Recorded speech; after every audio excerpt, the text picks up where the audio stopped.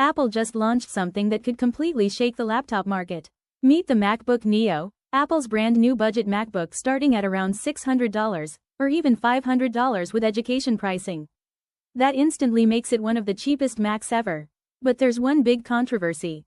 Instead of a traditional Mac chip, Apple put an Apple A18 Pro chip inside, the same class of processor normally found in iPhones.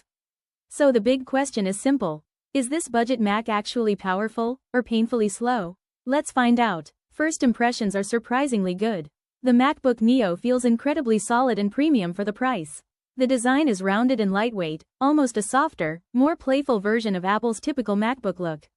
Inside, Apple has packed stereo speakers on both sides, a large trackpad, and a surprisingly compact logic board that runs almost the entire computer.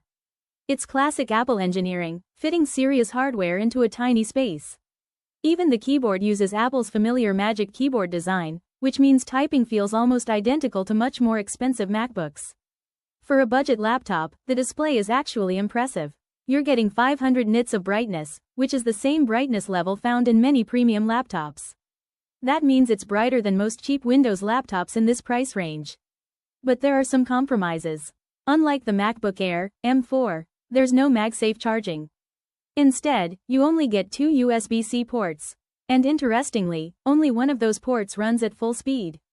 The other uses much slower USB speeds, so you'll need to choose the correct port for things like external drives. Now let's talk performance. Benchmarks show the Apple A18 Pro chip actually performs surprisingly well. In some tests, it even beats the legendary MacBook Air, M1, in single-core performance. That means everyday tasks like web browsing, documents, streaming, and apps feel incredibly fast. Even web benchmarks show performance beating many Windows laptops in the same price category. But what about real work? Photo editing in apps like Lightroom runs smoothly. Basic design work loads quickly. And surprisingly, the laptop can even handle 4K video editing thanks to Apple's built-in hardware video encoders. Export times are slower than higher-end Macs, but for a $500 laptop, the results are honestly impressive. Even gaming titles like League of Legends can run at extremely high frame rates. So is the MacBook Neo slower than other Macs? Yes, but it's also far more capable than most people expected.